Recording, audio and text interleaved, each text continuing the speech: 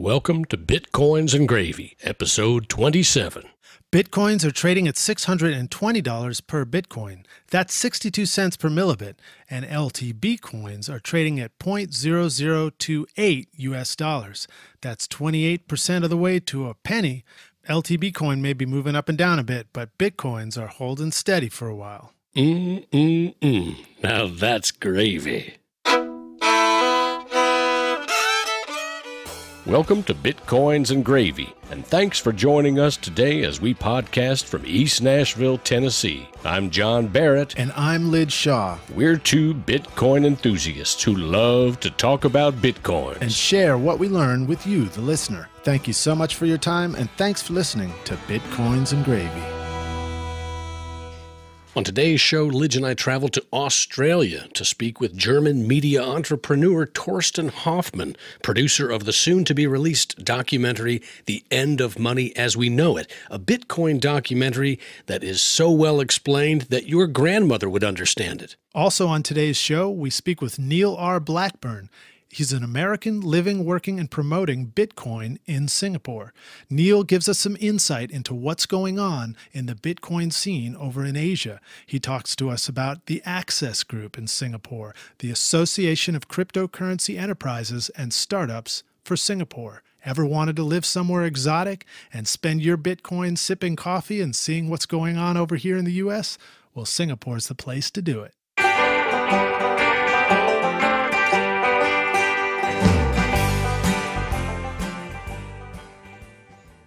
Lidge and I, on a beautiful summer morning here in East Nashville, are very pleased to welcome to the show Thorsten Hoffmann, producer and director of the film Bitcoin, The End of Money as We Know It. Welcome to Bitcoins and Gravy, Thorsten. Thorsten, welcome to the show. Thank you very much, and greetings from Australia. Well, thank you very much. Now, you are an Australian media entrepreneur, is that right? Yeah, well, I'm actually German, but I've been living here for 3 years. And just as Bitcoin is international, I guess our project is international. So we've been shooting in the US, in Canada, did a shoot yesterday in Australia, going to Asia next, Europe. So yeah, pretty global. Wow, that's exciting. Are you taking a backpack with you to all these places? No, that would be 10 years ago, me backpacking around the world. So Thorsten, tell us about this film that you've created or that you're in the midst of creating. What is it? Yeah, so I think one of the keys to get Bitcoin adopted by the mainstream consumers is really to get the word out with media. As you know, a lot of media reports have been always negative, or it's just very hard to explain Bitcoin to people. And, we've all tried this. So I think what I try to do with my documentary is to approach it from a different angle, to really talk about the problems that we have with money, the problems that we have with our traditional banking system, and then slowly introduce the idea of Bitcoin. So we try not to be too technical, and hopefully, that will work. Nice. So it follows the classic story arc of conflict and resolution. Yeah, and going back all the way to the historic times, when people first used gold or other means of exchange, and it's quite interesting. I'm learning a lot these days. So you're actually wanting to produce, or you're producing a movie that is going to be easily accessible to people so that I could sit and watch it with my grandmother, right? And she would be able to understand what you're talking about. Is that one of your goals?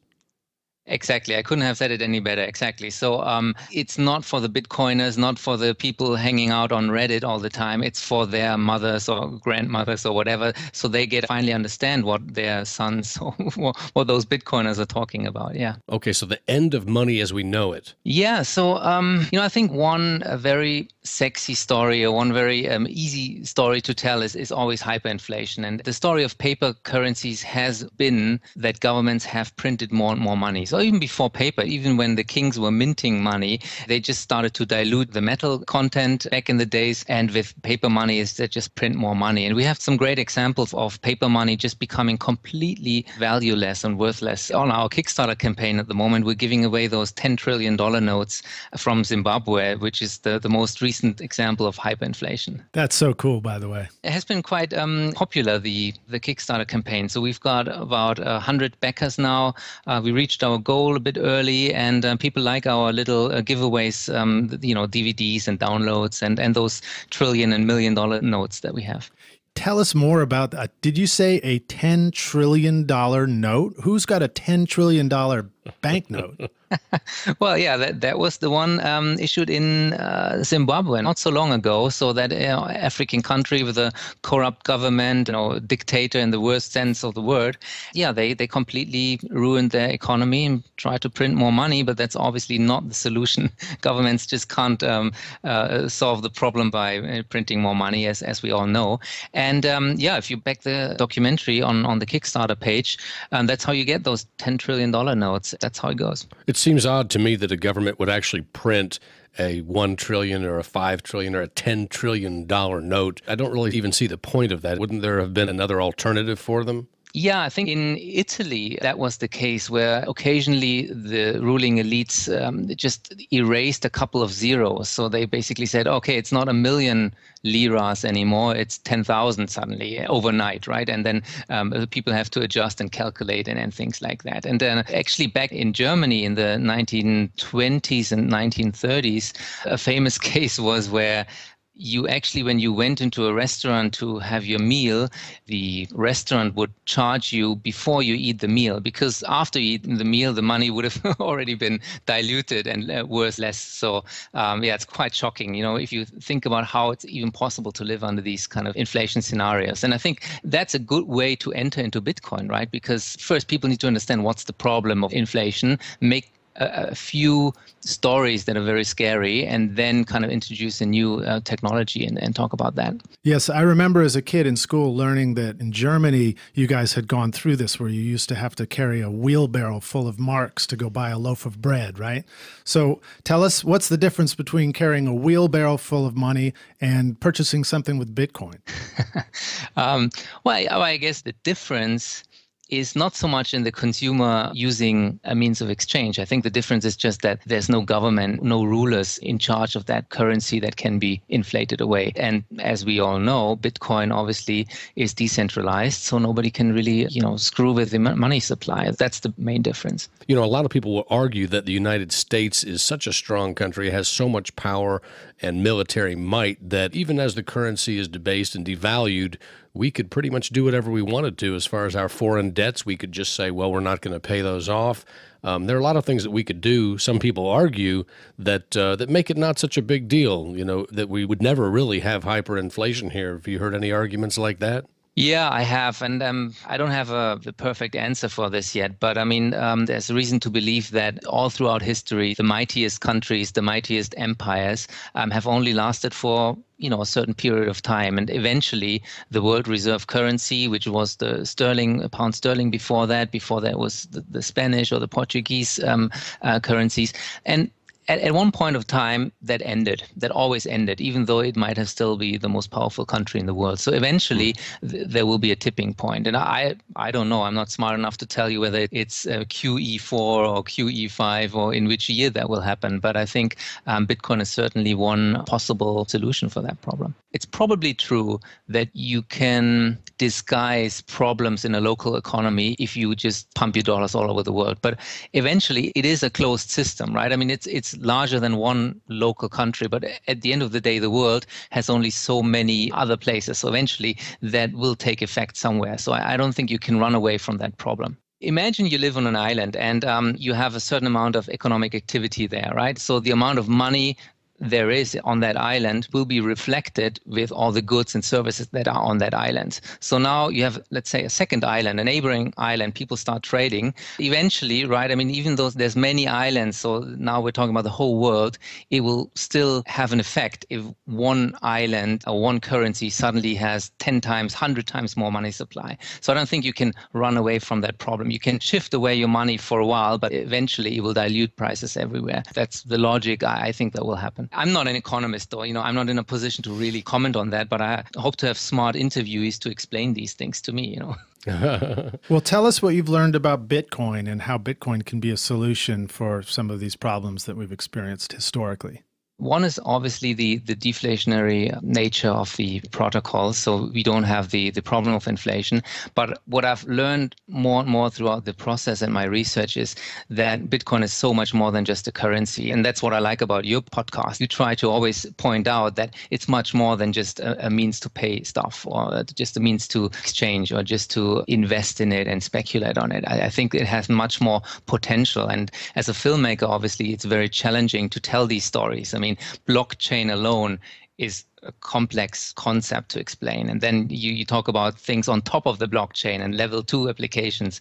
That's going to be very challenging to tell those stories. All right. So The End of Money as We Know It is the title of your documentary. How are you funding this film? Can you talk to us about that? Yeah, thanks for asking this. So we will self-fund this documentary no matter what. I've been producing it and filming it for more than 6 months now. We've been traveling and shooting all over the world, and it's our company, my company, that's funding it. However, we also did a Kickstarter campaign, and that's a way to get additional funds in from fans. And at the moment, we have about 100 fans, and they support at different levels. So there's like a $20 download kind of support level. There's a $30 you can get your DVDs. You have those premium prices that I talked about earlier, where you can get a $1 trillion note or $500 million note or whatever. And then also, we were very surprised. Some people who really liked our concept, they have looked at our YouTube videos that we just put up, the raw footage. They said, man, we really believe in this team. These guys look like they know what they're doing. And they've supported us at the very high level. So that's the $800, $2,000 level. So they're becoming the associate producer of the film. And that makes me very, proud, because those people don't know me personally. We've had a few Skype calls and things like that. And they say, well, we think this film can make a difference for the mainstream audiences. That's very exciting. It's great to know that you have that kind of support from your fans. Oh, yeah. And, fans of the film. So have you received most of your support in US dollars or in a fiat currency? Or how much has been in Bitcoin directly? So we started our crowdfunding project on Kickstarter. And Kickstarter is obviously a fiat currency based. And most users are usually American, I would say, some other countries. So I think we have backers from maybe 20 countries all through Kickstarter, which means paper money or fiat currency. And yes, we also have donation possibilities via Bitcoin and Litecoin, but the amounts haven't been so big, because the people support us because they want to get those rewards, right? So they sign up via Kickstarter. I see. So we should let our listeners know that by the time this show airs, the Kickstarter campaign will have ended, and hopefully you will have reached your goals, but they can still contribute to the film if they want to. Is that right? Yeah, correct. I mean, just shoot me an email, and looks like we still have plenty of those dollar notes and plenty of the other opportunities. And if it's Bitcoin or dollars or whatever, we'll sort something out. I'm happy for every single backer. Sure. Wonderful. And Torsten, let our listeners know, what's your email address? How can they reach you? Probably the best way is with Twitter nowadays to reach us. So we are very easy at The End of Money. So that's the shortest handle to reach us at. It's like the restaurant at the end of the universe, right? And maybe if I can add one more thing. So sure. One of our members of the crew, he has multiple Emmy nominations in the US. And my background is in distribution. So I have done deals with Netflix before. I've done deals with Samsung or with TV channels that cover hundreds of millions of TV viewers. So what we will produce will not only end up on YouTube or somewhere, it will really go onto the professional television networks or VOD companies. And, we run a DVD company in Germany, so it will even be out as a physical DVD in the market. So we really try to be global and mass audiences. Well, that's wonderful. That's exciting to hear. Torsten, what about if somebody wanted to go see it in a theater on the large screen here in Nashville, Tennessee, for example? Is that going to be a possibility? Is there a way to bring your film here to one of our special theaters like the Belcourt Theater? Yeah, let me give a follow-up question to that. When is the release date of the film? And then also, to get people here in Nashville and elsewhere excited, can you talk to us a little bit about some of the people you interviewed, some of the important people in the Bitcoin community that you're excited about having interviewed? First of all, the release date at the moment, we plan end of the year, so December. And regarding theatrical releases or showing the film to the community, my goal is to release it to the Bitcoin community. So I've been in touch with many of the local Bitcoin groups, and maybe to release it to them first and let them see and let the community get excited about the film. Because to be honest, it's not a film for the community. It's for their friends who still don't understand Bitcoin. It's for their parents. So I don't mind giving the film away, basically, for local Bitcoin groups, because they've been very supportive of our campaign and have helped us. So that would be my aim. And who knows, if the film is good enough and, we can hit some film festivals, obviously, anywhere, the more the better, obviously. And regarding the people that we've interviewed, so we've had very positive reactions to our Matt Miller interview from Bloomberg Television. So Matt Miller is the guy on Bloomberg Television who basically covers Bitcoin. And he's been doing a great job talking to the financial analysts, to the, big bankers about Bitcoin, who maybe a year ago, had no idea about Bitcoin. But now I think he's one of the reasons why actually Wall Street is taking notice and is taking it seriously. So I sat him down in New York at the Bloomberg office, and he did a 20-minute interview, which we have full on YouTube. You can just watch it there. And it's good, to hear an insider, Wall Street insider, more or less, talk about, who's buying, who's interested in Wall Street. And that one was a fascinating interview for me. And maybe the most controversial one that we had is Bernhard von Nothaus. So he's a guy who created his own gold-backed currency, to simplify it. And the US government didn't like it and arrested him and seized 11 tons of his gold because it was a competition to the US dollar. And some say that Satoshi Nakamoto kind of used his case study as an inspiration to be anonymous, right? So he can't get arrested, and also to be decentralized, so nothing can be seized. So that one was very, very interesting. So I'm trying to get people into the film who are not only talking about Bitcoin, but, the wider perspective, the whole currency issue, the gold issue, and things like that. Yeah, and Bernard, was he the one who created the Liberty Dollar? Yes, correct. It is the Liberty Dollar. Yeah, that was a fascinating, I heard him on another podcast. He was giving a lecture about it. He was a fascinating guy to listen to. Interesting and scary stuff, right? Yeah, absolutely scary. And but also, all these Bitcoiners, I mean, there are seriously smart people out there. It's hard for me to incorporate into a mainstream film, but when they talk about the blockchain and things, I mean, it really gets your brain tuned up. Yeah. So have you also had a chance to speak with Andreas Antonopoulos? Yes, we have him in the film. Andreas is obviously, he has a huge fan base, so that's good. We have the Bitcoin Jesus, Roger Ver. We have, blockchain info guys. We have Jeffrey Tucker, who's always, very popular. And also very well dressed. Yes. The best dressed man in Bitcoin land. And many of the early investors, many of the entrepreneurs, some venture capitalists. Yesterday we had someone talking about Silk Road. So she was a social study fellow who did a study on drug use and how Bitcoin and Silk Road was related to that. So we really try to, cover many different parts of this whole story. Well, that's fascinating. Yeah, that's great stuff. You didn't by any chance get a chance to talk with Paul Vigna of the Wall Street Journal, did you? No, but I've listened to both of your shows. And actually, the next time I'm shooting, is he based in New York? I think he is, right? I probably will ask for his contact so I get in touch with him. Yeah, Paul's a great guy. I think you'd like talking with him. Yeah. Well, so Torsten, thank you so much for joining us here on the show. Can you let our listeners know, again, how can they find out more about your film, The End of Money as We Know It, and how can they reach out to you and follow you to keep up with it? So I think the easiest is really go on Google and search for The End of Money as We Know It, or Bitcoin, The End of Money as We Know It, and you'll see plenty of options. So our Twitter is quite big. We're big on Reddit. We have our website, my production company, and my email address is easy to find. So nowadays, it shouldn't be hard to get in touch with me. LinkedIn, all that. Great. Wonderful. The End of Money as We Know It. That's a documentary coming up here in December. Is that right? That's correct. And hopefully I'll get a chance to visit you guys soon too.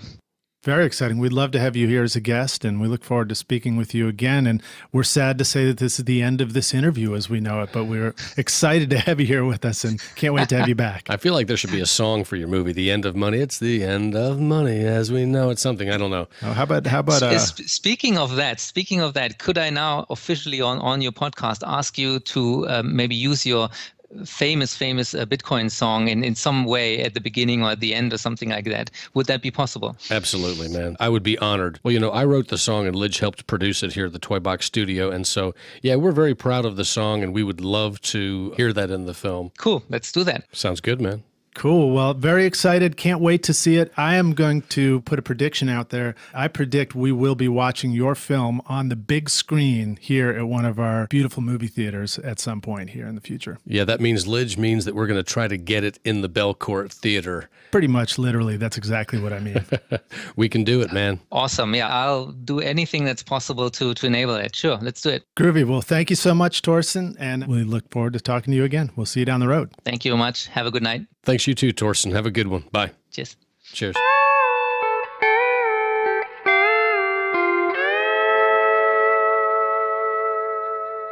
I'm John Barrett. And I'm Lid Shaw. We're two guys from East Nashville, Tennessee who love talking about Bitcoin. Join us for Bitcoins and Gravy right here as we talk with business owners around the country and around the world who are using Bitcoins right now to grow their businesses. We interview Bitcoin experts about cutting-edge developments, the future of Bitcoin the currency, and Bitcoin the shared network. We also talk with everyday folks who use Bitcoins instead of money for everyday purchases. And if you're still not sure about Bitcoins, we can help. Bitcoins and Gravy will get you up to speed with this new fast-paced technology, Bitcoin. We invite you, the listener, to call us on the Bitcoins and Gravy hotline at 615-208-5198 with your questions or comments about Bitcoin. And remember to tune in right here for Bitcoins and Gravy.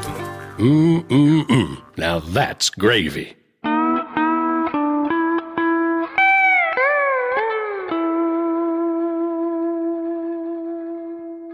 Bitcoins and Gravy is part of the LTB network, and they have just introduced a new listener rewards program called Magic Words. At some point, we'll tell you, the listener, the magic word for each episode. Then you will visit letstalkbitcoin.com, log into your free account, and on your dashboard, you'll see where to type the magic words. So it doesn't matter how you listen, on SoundCloud, on your phone, on an airplane, or even out fishing in your boat. Just remember the magic words and make sure to turn them in at letstalkbitcoin.com for your listening credit, which is worth about as much as reading 5 articles on the site.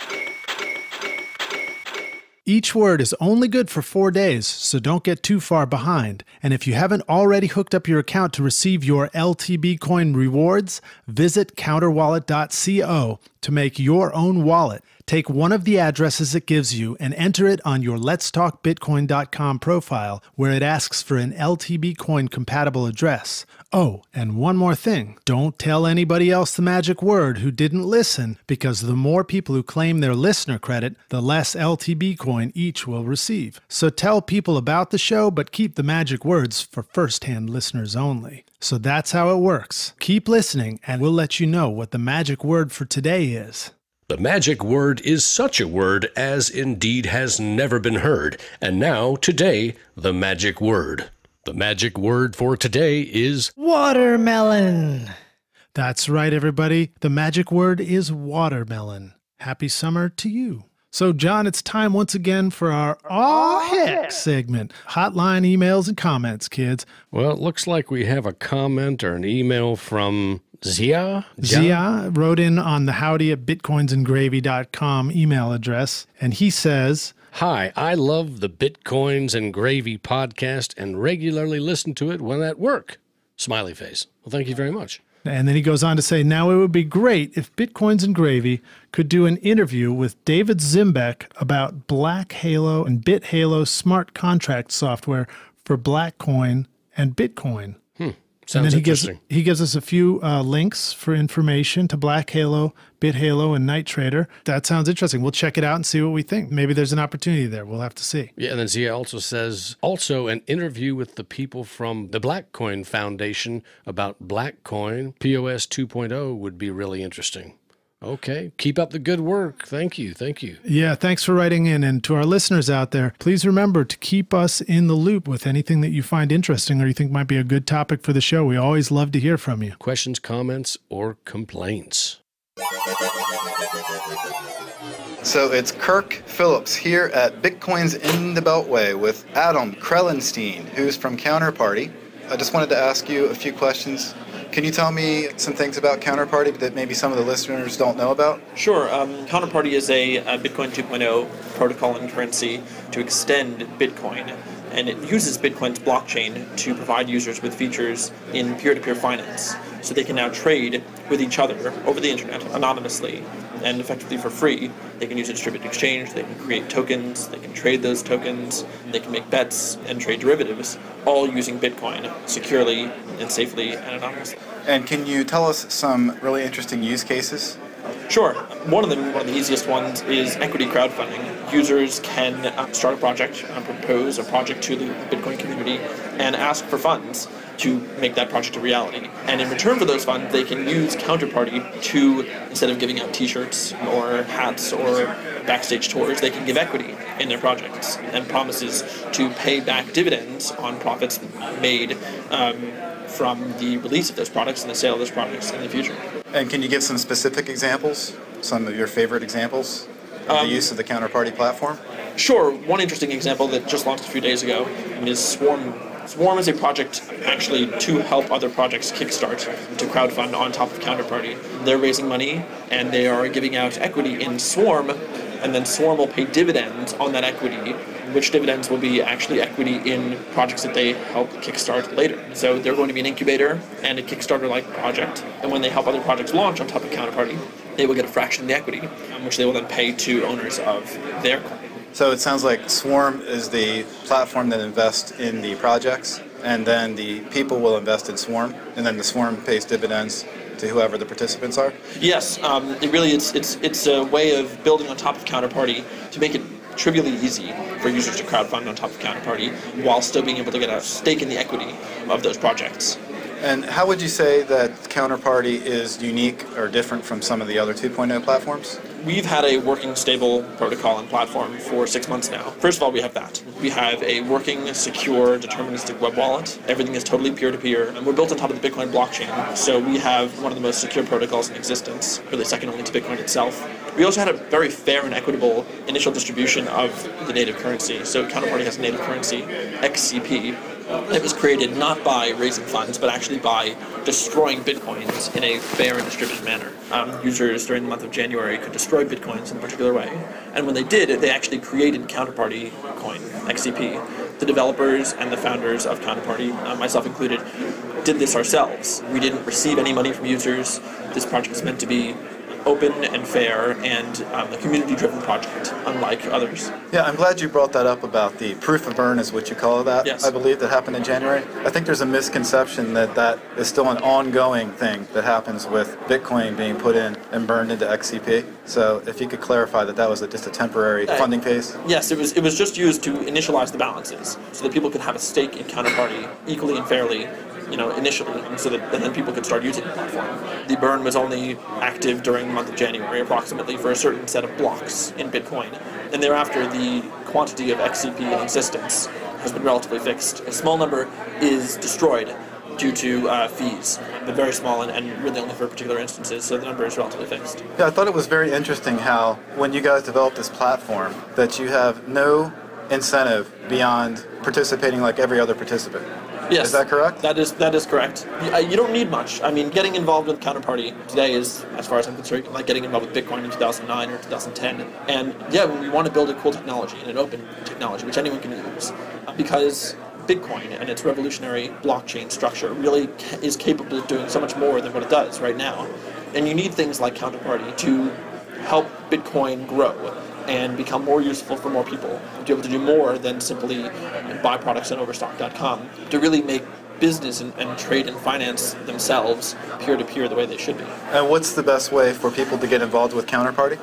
You can go to our homepage, counterparty.co, or you can create a wallet at counterwallet.co. You create that wallet, you fund it with a small amount of Bitcoin or XCP, and you can start using Counterparty immediately.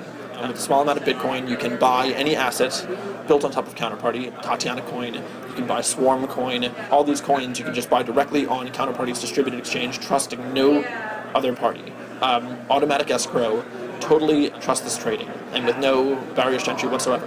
Yeah, I guess that's the key point, too, is that Counterparty also acts as the decentralized exchange. Yes, right? It does. So I don't think we had mentioned that earlier. Yes, it does. It has a fully distributed exchange. You say, I want to buy this much. Someone else says, I want to sell this much. The network automatically matches your order, and there's no counterparty risk. It's impossible for the other party to run away with your funds. Hence the name of the platform. Hence the name of the platform. So finally, someone can go to the sites that you mentioned, and they can start to create their own coin. And so the thing is where do they get additional direction as to kind of fit out their idea for the coin? Sure. Like if they start to create it, can they figure the whole thing out, or it seems like at some point they would need some advice as to maybe how to do other things with it. So how would somebody go about doing that? It's very easy. You go to counterwallet.co, you make a wallet, you fund it with a very small amount of Bitcoin and an XCP, and you click Create Asset. You click Create Asset, you pick a particular number that you'd like, you pick a name, and you pick whether you want that asset to be divisible to 8 decimal places, and that's it, and then you have it. And then you can use Counterwallet's interface rather intuitively to send that coin to whomever you want, to pay dividends on that coin. It is very intuitive. If you want to do a more involved launch to do crowdfunding with a long-term automatic distribution of funds for the acceptance of Bitcoin, for instance, then you want to use something like Swarm or Vend. Vend is a technology built on top of Counterparty that acts as a digital vending machine where it will watch a particular Bitcoin address. All Counterparty addresses are Bitcoin addresses and vice versa. It will watch a Bitcoin Counterparty address, and when someone sends money to that address, it will dispense a Counterparty token, or vice versa, automatically, transparently, and immediately. And Vend.io is a technology and a consulting firm that's helping users and potential projects, entrepreneurs, build on top of Counterparty easily and knowledgeably.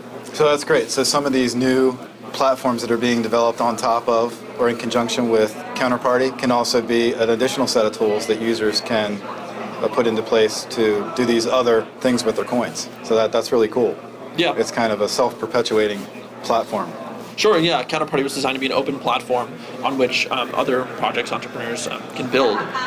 We really want to provide just the infrastructure layer. We use Bitcoin as sort of a transport layer, and we're the infrastructure layer to build all these cool things, to provide the building blocks for creating tokens in a secure and distributed fashion. And then we leave everything else to the issuers themselves or to projects that want to help issuers do particular things. It's meant to be a powerful tool and relatively low level, but still totally functional through web interfaces like Counterwallet. Great. Thanks for your time, Adam. I'll let you get back to the rest of the conference. Thanks for having me. Okay. Thanks. Kirk out.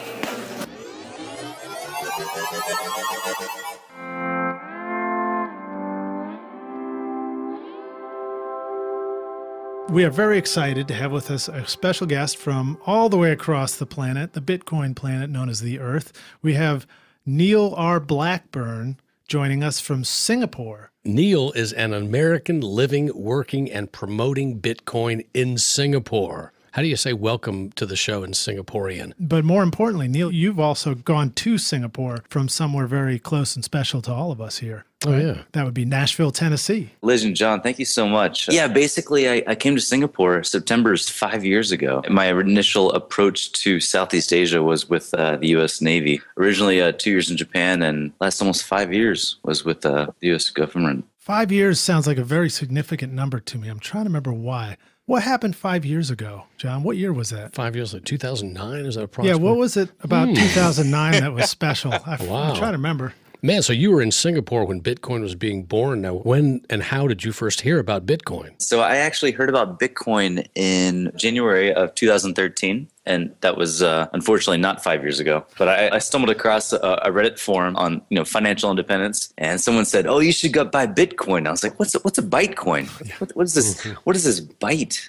You've been bit by what? Yeah, people say you're going to get bit by something in Singapore, and you pay attention. That's right. You need to see somebody about that.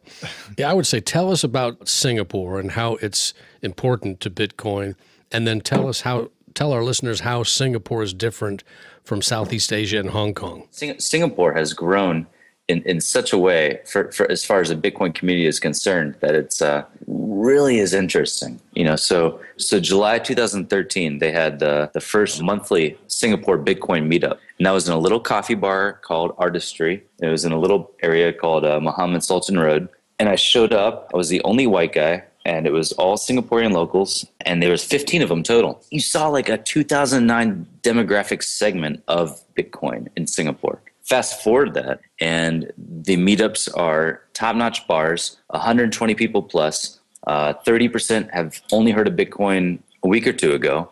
And there's also 30% that are in quantitative analysis. They're in big-time banking. They're spilling out of the big banks here in Singapore. And it's amazing. And they all want to know the question, how do I buy Bitcoin? How does this work for me? We're right there at the frontier. Yeah, and then you had mentioned in your email to us that there were over a dozen Bitcoin ATMs in Singapore. Is that correct? Yeah, for a while, I think Abu Dhabi's trying to take the cake, but for a while, Singapore had the biggest Bitcoin ATMs per capita in the world, and it was Tembusu, Mamasu, and Robocoin ATMs. So some of them only allowed you to buy, and then the Robocoin guys allowed you to buy and sell Bitcoin. They're all over the island. I say this shamelessly. I didn't know the population of Singapore when people mentioned it before I moved here. And Singapore is 5 million people, and it is at the mouth of Malaysia. So Singapore is the gateway to all of Southeast Asia. Hong Kong, from a layman's standpoint, you could say is the mouth to mainland China. And Singapore and Hong Kong a little bit vie for, depending on the type of business, European and US business for both of those fronts. And that's a big standpoint to say, because you see every day, oh, Hong Kong has this, oh, Singapore has this. And I'm from St. Petersburg, Florida, which, by the way, has a Bitcoin Bowl coming up in college football. Oh, yeah, that's right. That's great. Right on. But if you go to a normal St. Petersburg guy and you say, oh, Hong Kong's doing this, they're going to say, well, what about Singapore? They're going to say, well, why Singapore? And they're 3,000 miles apart, which is a huge thing to differentiate. And they're dealing with very different audiences. So there in Singapore, what kind of businesses are now accepting Bitcoin? Everybody's interested in Bitcoin, and they're working on different tech startups and all of that, like they are here in the States and elsewhere around the world. But how many businesses are accepting Bitcoin there in Singapore? Can you go into a coffee shop and a restaurant and pay with Bitcoin? July 2013, we had one coffee shop that actually even entertained the idea of Bitcoin. And today it's about 2 dozen, 3 dozen, which doesn't sound like a whole lot, but you're on an island. So in Singapore, having your AC unit serviced is kind of a big deal. There's a company that does that with Bitcoin. There's a company that also allows you to pay your utilities in Bitcoin. So you can pay the Singapore power services in Bitcoin. Well, that's very cool. I mean, that's more than we have here in Nashville, that's for sure. I mean, I tell you, I would sure love to be able to have my air conditioning unit here in East Nashville repaired with Bitcoin. It gets repaired all the time. And I'd like to go out to the local coffee shop and go have a coffee while they do it if I could. Heck yeah, man. You know, that's a lot more than Nashville and surrounding areas and Indianapolis, where I'm from, combined. You know, that you've got, 12 or a dozen or so businesses in Singapore accepting Bitcoin. That's pretty good, man. And in a very short period of time, right? Well, it's been such a short period of time, at least in my mind. Yeah, you take it from that practicality standpoint. You say, what can I do today if all I had was Bitcoin? And the answer is, in Singapore, almost everything. You drink a lot of coffee. Yeah, I mean, you're going to be hyped up. and get some good food. I bet there's some great food in Singapore, right? Oh, yeah. Well, so tell us a little bit about your own personal experience using Bitcoin there in Singapore. Has that ability to go out and spend with it, has that become part of your process at all yet, or are you still new to it yourself? So I'm going to flip it back to you guys. What was the first thing you bought with Bitcoin? Oh, man, good question. I think I bought airline tickets to Texas. Kind of a big purchase. Awesome. I bought Bitcoin. You bought Bitcoin with Bitcoin? Yeah, very first thing I bought. How do you even do that? Cassatius coin. That's all he accepted to buy a physical Bitcoin was Bitcoin. That was like one of those Sphinx riddles or something there, John. Yeah. The first thing I bought with Bitcoin, honestly, were cufflinks. And they said they had the big Bitcoin B on the sides. It was before the Singapore Bitcoin conference in November 2013. Wait a minute, are you a 007 agent? You know what? I try to be, but you know, somebody was selling those Bitcoin cufflinks there at the Texas Bitcoin conference, and you could bid. Actually, it wasn't they weren't for sale. It was a little auction. You could bid, and I bid on some Bitcoin playing cards, and I still have them. I'm very proud of those. Oh, nice, a deck of Bitcoin playing cards. So hey, beautiful. Tell us some specifics about Singapore and what is new. What is the new Access Group in Singapore? ACCESS. What is that?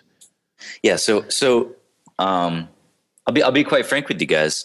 In Singapore, let's rewind maybe 12 months ago, we were trying to figure out all the Bitcoin proponents. I say Bitcoin, I mean cryptocurrency in general. It could be Bitcoin, Litecoin, any kind of cryptocurrency. We were trying to say, how does this mesh with Singapore? Is Singapore actually going to be a player here? The unique part about being in Singapore is everything you do is national. There's no state, there's no regional, there's none of that. So anytime you email in Singapore, it's called the MAS, the Monetary Authority of Singapore, you're getting a national, in the US, think federal response to your question. We were doing just that. We were emailing them saying, hey guys, what do you think about this? Nice. It's called Bitcoin and we're using it. So yeah, go with it. Yeah, and, good luck trying to send Obama an email directly about Bitcoin. Yeah, go figure. So when you're in a country of 5 million and you're talking about something that's going to change the world, they listen. And it wasn't, we recognize your institution. We had no formal group at the time. They were like, okay, dear Mr. Blackburn, here's what we think.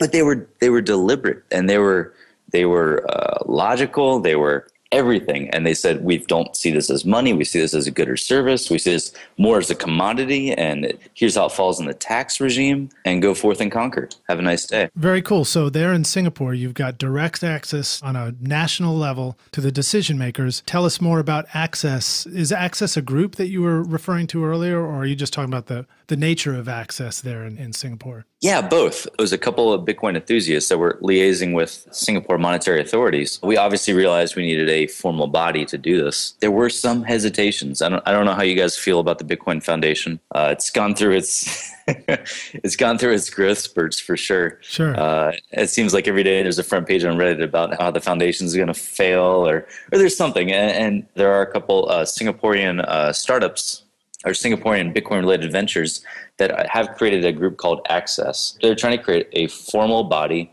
Think of it as a trade association where they can relate to MAS. In the States, we call it IRS. In Singapore, it's called the IRAS. And so tax and regulatory bodies that deal with anything cryptocurrency.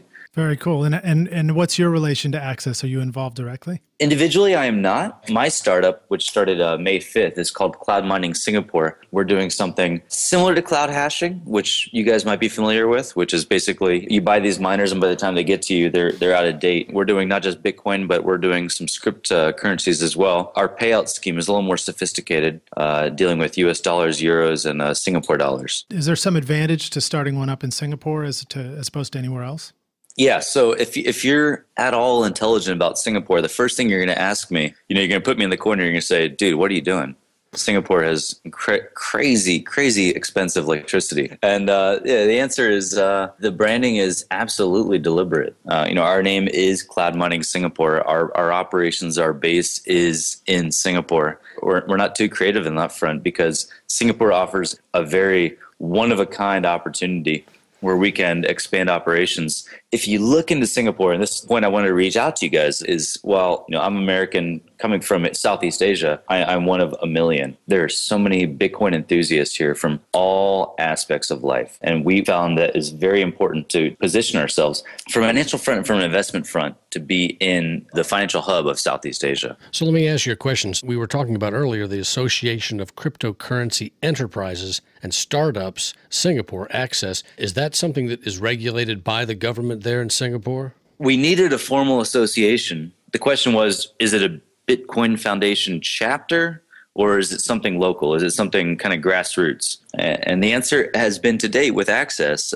something more grassroots. Singapore is unique in that front, and so far the government has responded kindly. So Access itself is an independent organization where you have to be a Bitcoin or cryptocurrency related venture incorporated in Singapore. What do you see as the next step for Access? What do you hope to happen, or what does Access hope to happen in Singapore and elsewhere? Singapore's positioning is the doorstep to Southeast Asia. You're an hour away from Indonesia by boat, and that's 240 million people. Mm-hmm. You're a 20-minute drive to Malaysia, which is the number 19 economy in the world. There's some big movers here. Singapore has a huge potential, and it's very deliberate that they were early to the stage in saying, Bitcoin is legal. Here's how we regulate it. They see it an amazing doorstep for the Singapore brand to the unbanked. How do we service the unbanked? I didn't know this until I came to Singapore, but Indonesia itself is 240 million people, south of the U.S. in numbers, but 80% of those don't have a formal banking relationship.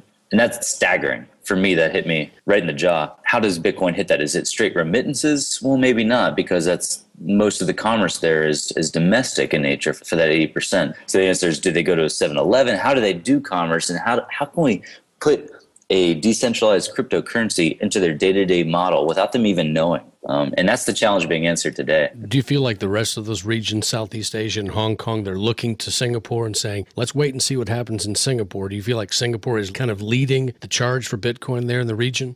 Yeah. So Hong Kong and Singapore always vie for this imaginary financial capital, financial hub, financial, whatever you'd like to call it. But really, they're doing very different roles. And in a sense, they complement each other. Hong Kong is a natural doorstep to mainland China.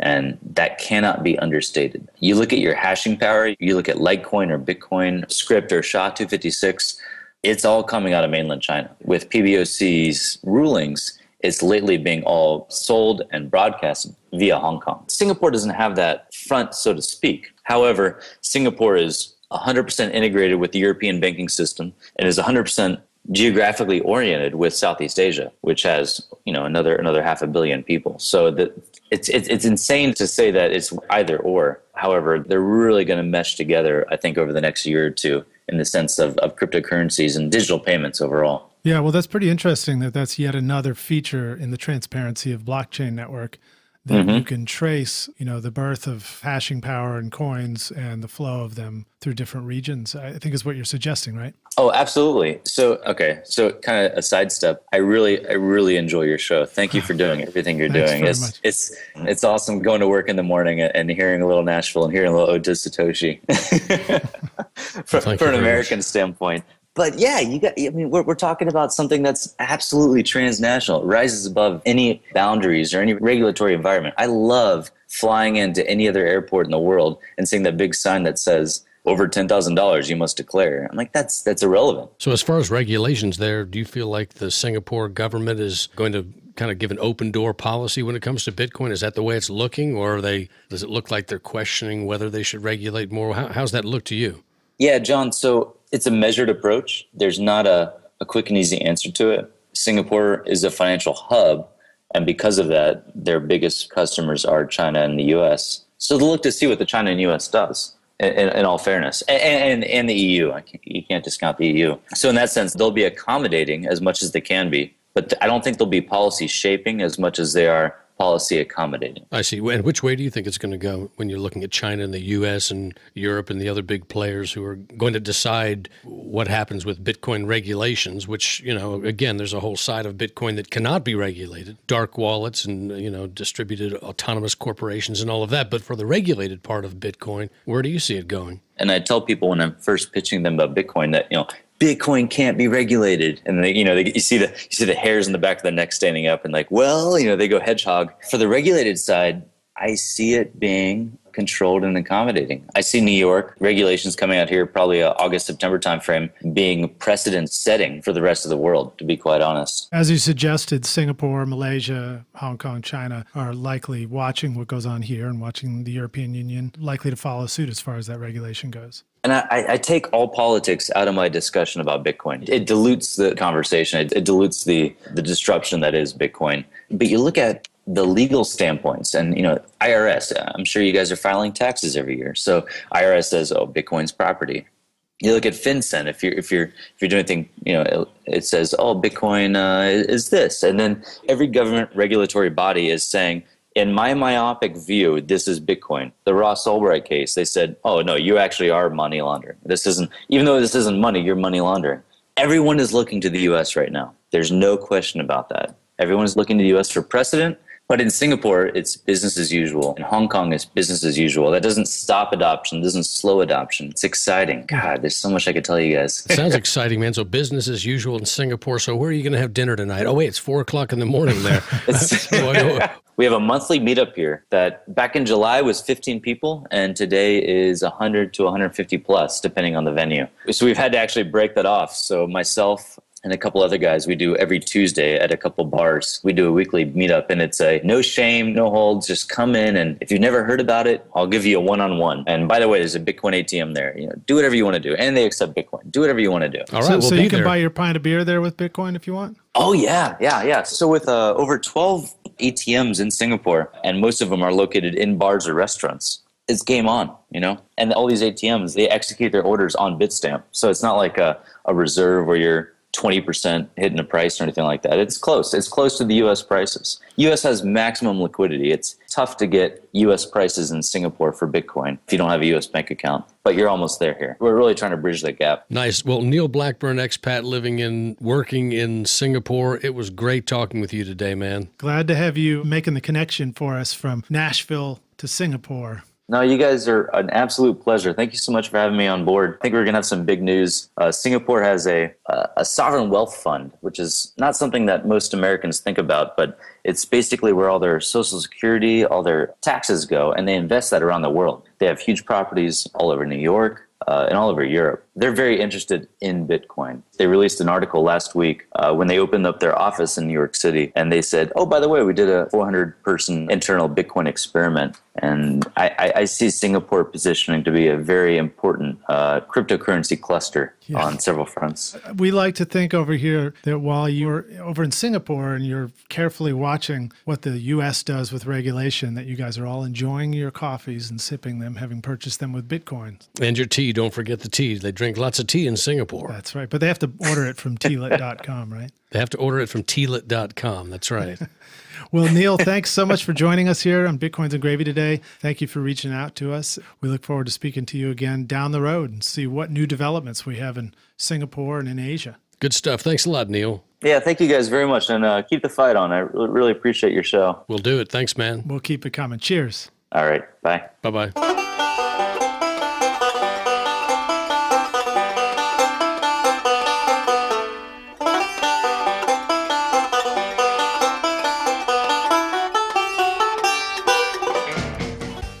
Thank you very much to our guests on today's show, Torsten Hoffman from The End of Money as We Know It, and Neil R. Blackburn joining us from Singapore. To find out more about our guests and sponsors, visit bitcoinsandgravy.com/episode 27. Thank you so much for listening to our show. We greatly appreciate your time and attention. If you like the show, please remember to go to iTunes and leave us a review. Also, hit the subscribe button if you'd like to hear from Bitcoins and Gravy each week. And remember the Bitcoins and Gravy hotline. Have you ever wanted to be a podcaster? Then call us at 615-208-5198 and leave us a message with your comments, questions, or complaints. This is your opportunity to tell us what you think. If you give us permission, we will put you on the show. So call the Bitcoins and Gravy hotline at 615-208-5198. That's right. That's the Bitcoins and Gravy hotline.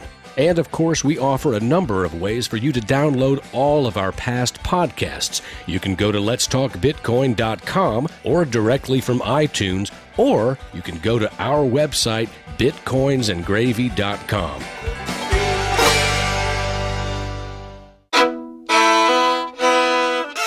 If you enjoyed the show, please take a moment and leave a review or comment on iTunes or SoundCloud. Let us know what you like or where we can improve. And remember, it's your reviews and comments that help new listeners discover Bitcoins and Gravy, plus all the other great shows on the Let's Talk Bitcoin podcast network. And we thank you for your generous tips and donations. I'm John Barrett.